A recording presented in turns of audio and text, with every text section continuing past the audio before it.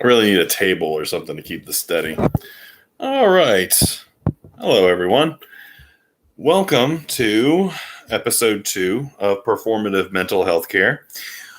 Performative mental health care. That's an interesting twist. Really just performative mental health. So last week I was really pleased with the content that we generated there, the explanation of what the goal for this particular project is. And I kind of like the idea. And as you guys can see, one of the things that I want to do is wear one of my cool Roosevelt shirts every week. This is Hulk Hogan versus Ultimate Warrior, which always gives me a real feeling of power in my life, which is something that, you have to kind of cultivate a little bit, feeling in control of yourself when your mind constantly wants you to feel that you are out of control, which is, a constant problem.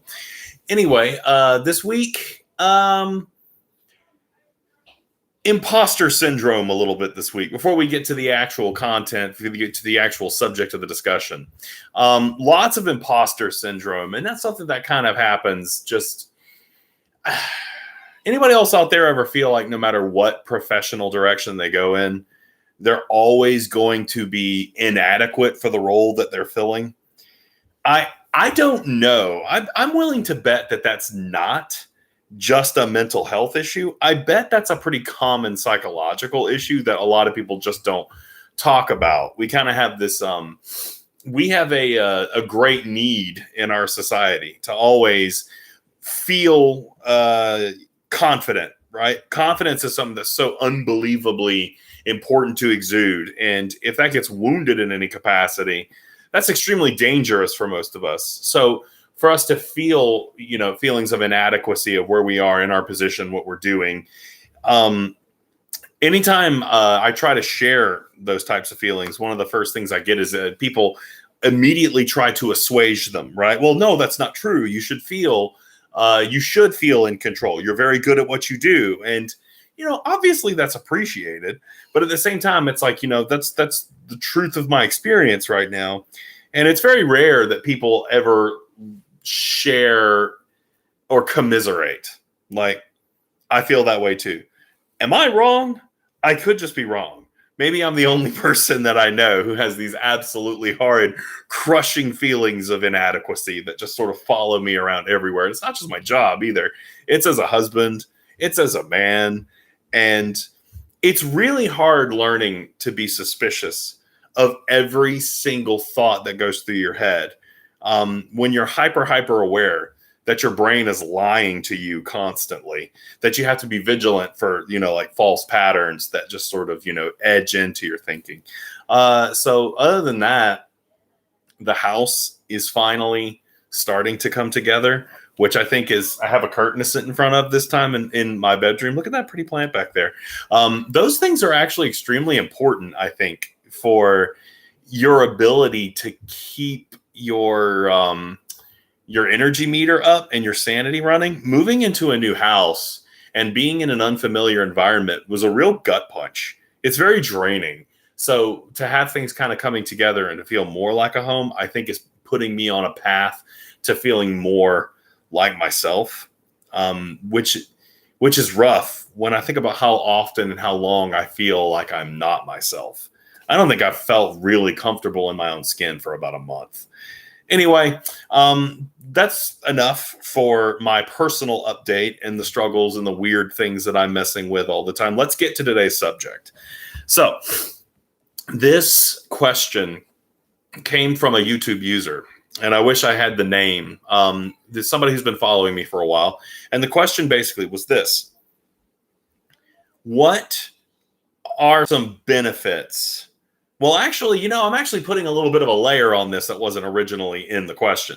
The original question was, in order to be artistic, in order to be intellectual, is mental illness required for that type of thing? Now, the way that I took that was really looking more for potential hidden benefits of particular struggles within mental health. I'm probably going to use the term mental illness a lot today, as much as that personally bothers me.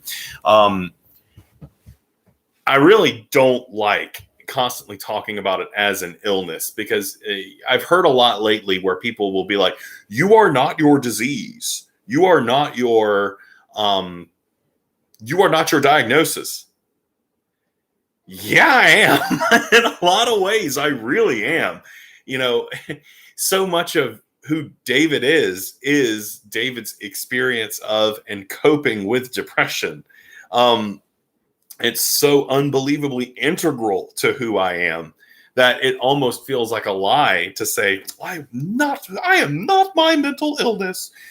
And so it bothers me to constantly talk about, the crippling effects of mental illness, but I don't think there's any way to get around it this time, because what we're doing is we're looking at the struggles of mental health, and we're trying to find some of the benefits that they can give us, and not just the detriments that always kind of seem to hang above our head.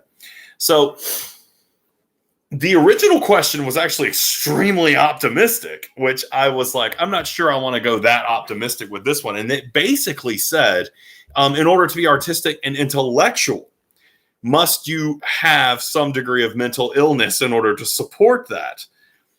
My first instinct for that question is to say no. I really am hesitant to think that mental illness should be a requirement for anything. It's such a challenge in my life, and it's presented so many obstacles. But the more that I think about it, I think philosophically, there are a lot of ways that we can actually kind of sort of meet halfway on this, because I certainly don't think it's a requirement.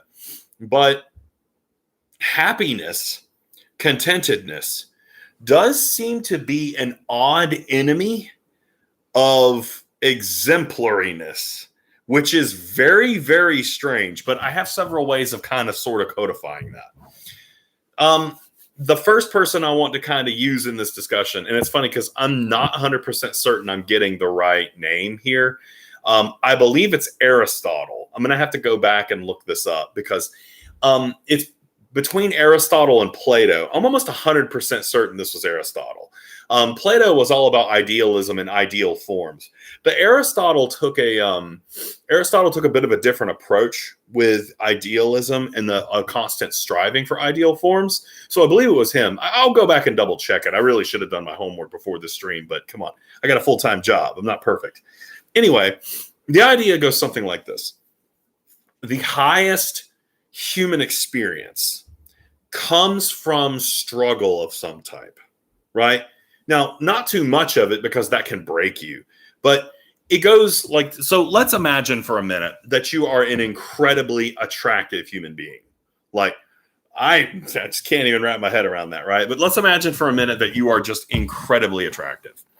So one of the things that ends up happening with you as an attractive person is that typically things come a little bit easier for you because you are attractive. People are more inclined to like you. People are more inclined to be friendly towards you. In a lot of ways, I believe there's been studies found about how easy it is to gain employment just by being physically attractive, right? People are basically geared to treat you better. And so you coast through a lot of aspects of life that other people don't. Now, we grow and we change in accordance with the need to adapt to some type of challenge. We grow by necessity. So if you are a very attractive person, there's a lot of aspects in your life where growth will simply not be needed, right? You can coast by and not concern yourself with a lot of things, because in so many ways, a great deal of your needs are provided for you based upon this aspect of yourself that is closer to like that ideal form. But again, I think for Aristotle, coasting on that is actually kind of bad for you. For an ideal experience, someone who is not physically attractive, someone who has aspects of themselves, and I promise I'm going to get back to mental health in a minute. I don't talking about physical appearance here, but it's kind of important. Just bear with me. Come on, be patient. Um, so for someone who is not physically attractive, there's a lot more challenge in overcoming people's prejudices and overcoming the way that people are going, the things that people are going to assume about you. Now, the same can also be said for intellectualism, which is really weird because we think of intellectualism as being something that's kind of a little bit naturally inherent when it's actually, it can kind of sort of go in two different directions. Sometimes intelligence is a behavior that you learn. There are parts of it that are inherent. But for people who are intelligent, there's some coasting there. There's some aspects of yourself, especially if you're charismatic, where intelligence allows you to manipulate people into getting what you want, which in turn becomes a kind of coasting. Now, I think we could apply a little bit of this logic to mental health and mental illness. Someone who is naturally inclined to cope with challenges in their life mentally, there's a lot of coasting that's involved with that. There's a lot of your life that just is kind of easier to navigate because you have a little bit more mental stamina, or even, what me and an old friend used to call mental hygiene, sort of, right? You know how to negotiate the challenges of life and not be beaten down by it. So without coasting, without the challenge that is presented through the struggles of mental health, those things can kind of leave you blind to certain aspects of your own existence. Now, what does this have to do with the question at hand? Mental health can be a path towards growth. It can be a path towards more actualization of being. People who struggle with their mental health naturally, I think, again, keep in mind a lot of this is coming from, my own weird twisted head. So, sometimes I have to be very careful about what comes out of my head anyway. But people who struggle with their mental health are naturally a little bit more introspective sometimes. They have to think about themselves. They have to think about their thought patterns. They have to think about things like what is true and what is not true. They can't take these things at face value. They have to develop mental discipline, whereas a lot of people don't have to go through the work of doing that. And so a lot of people who take their mental health seriously end up becoming, quite the experts on mental health itself. Therapists, I reference pod therapy a lot, but pod therapy is a bit of a gold standard for me. I think it was Jim on Pod Therapy talks about his own struggles with anxiety quite a bit. The insights that he gets from the suffering and the experience of his anxiety helps him, work with others, helps him guide others through that challenge. So that effort that he's had to put in to build up his own mental discipline gives him the tools that he needs in order to function in that capacity. Now, artists and intellectuals, and again, I'm cheating here a bit because I'm putting intellectualism into this that I've already kind of talked about as its own separate thing. But, these things never develop on their own. They're all connected, right? They're all interconnected with each other. Artists and intellectuals do have a really weird tendency to have some type of mental hang-up, whether it's the depression that's just obviously oozing out of Edgar Allan Poe, or The Cure. Good Lord. I can listen to The Cure and I'm going to need some medication after listening to The Cure. I love The Cure, but good Lord, guys. Artists do have a tendency to struggle with these things a little bit more than people who are not artistically inclined. Does that mean it's a requirement?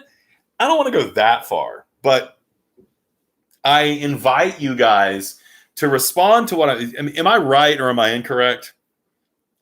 Art, poetry, writing. I'll come to writing in a minute because that's a good one. Does good art, does good poetry, does good writing come from a happy place? Have you seen Eat, Pray, Love? Although I guess Eat, Pray, Love kind of has Eat, Pray, Love is so unbelievably optimistic to be nauseating. And I like to teach my students this word, saccharine. Sweet to the point of bitterness, right? Stuff that's overly optimistic, I find to be just unbearable. I know it's probably the depressive, crazy person in me that kind of longs to engage with that darker aspect of the inner life. But artists and intellectuals do have a tendency to be very introspective and to kind of, I think it was Jean-Paul Sartre who said, he had a great deal of loneliness in his life. He never really struggled with bad faith per se, which he talks about a lot.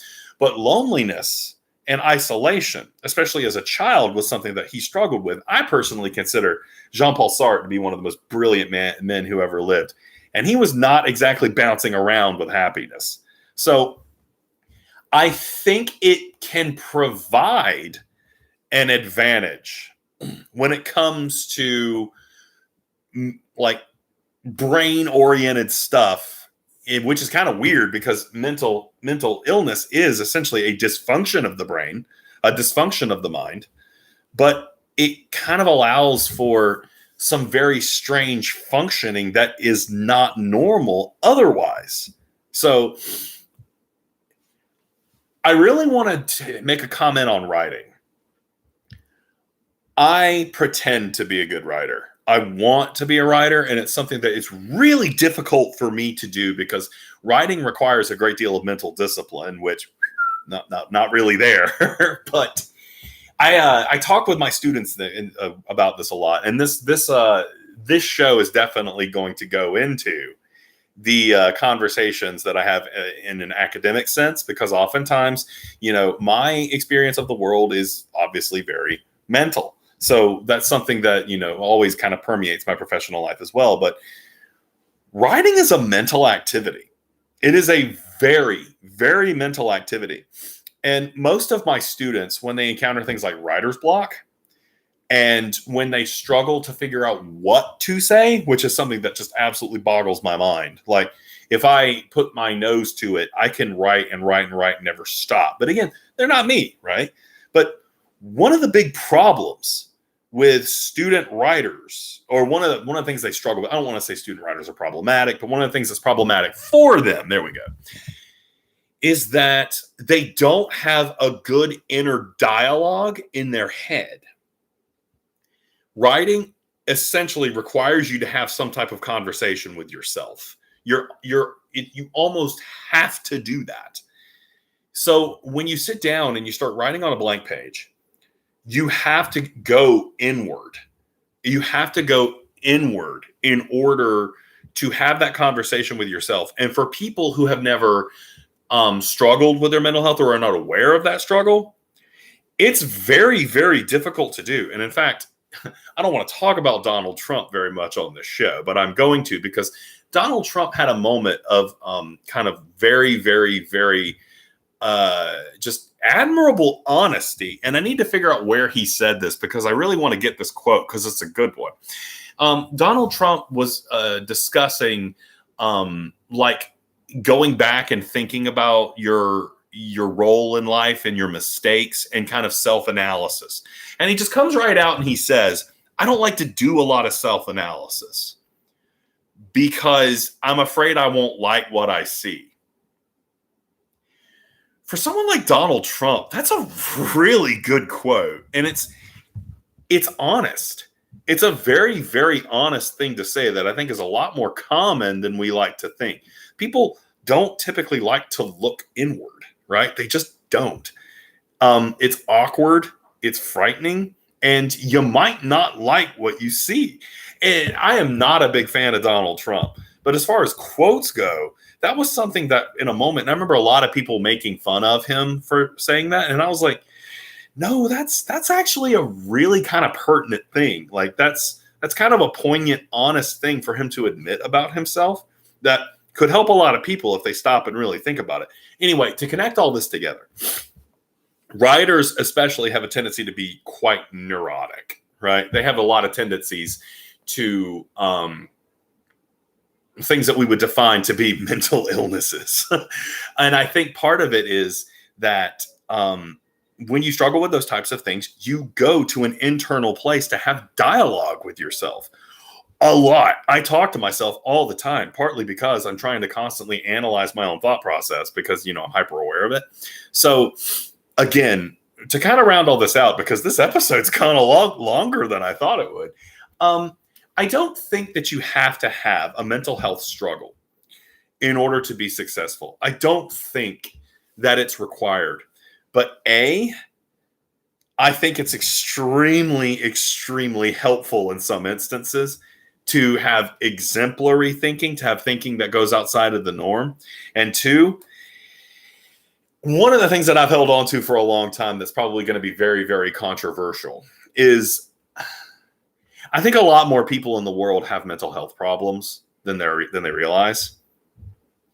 And I think really good, solid mental health is oftentimes not necessarily something that you have not something that develops spontaneously and then you go back and you learn to like control it. I think everybody has something that they're struggling with. I think everybody has challenges in their own head that if they learn to confront and they learn to actually like go introspective, can unlock a lot of mental potential for themselves. I think we're all crazy a little bit. We all have some pretty crazy stuff going on up here, right? I think that's a kind of a little bit essential what makes us human is that something and this is terrible, but I mean it in a very positive way. To be human is to be broken in some way. And really good humans learn to take their broken parts and become stronger. Whereas if you don't, you kind of just sort of stay where you are. And there's certainly nothing wrong with staying where you are, but there's something really special about reaching your potential. So I don't know if anybody ever fully reaches their potential without going to a therapist. And I think more people should just go to the mental hospital. I mean, I think it would be good for everyone to have an experience like that once in their life, whether it's to develop empathy. That's the last thing I wanted to say. At the very least, struggling with your mental health can give you a great deal of insight into what other people are going through. It's one thing to struggle with a mental illness and know about it and take steps and be aware of it. There's a lot of people out there who are suffering with stuff and they don't even know what the hell it is. I can't imagine that. I really can't. That's something that's kind of like a nightmare scenario for me personally. The idea of not being able to take my mental health into my hands and do something with it. So this is a question I don't think necessarily of whether it's a requirement. I think it's a question of human potential. And I think we all have something. And I think we need to start educating and we need to start helping people figure out what is special and what are areas of potential strength. That's kind of a beautiful turn of phrase, isn't it? That's something that I'm going to start using in my writing classes. You don't have a weakness. You have an area of potential strength. Oh my God. That's so participation trophy. It's not a weakness. It's a potential strength. Like I kind of want to vomit right now. In any case, these streams really help me a great deal and they make me very happy. So I appreciate the two people who are watching with me right now. And if you please leave a like and subscribe. I will put the PayPal information underneath this time too. I promise, in case anybody wants to help me get a nice microphone, maybe like a poster of Night of the Living Dead or something to hang behind me. I don't know. That'd be pretty cool. Anyway, everybody go inward a little bit, treat yourself and practice some positive self-care. You guys have a wonderful weekend.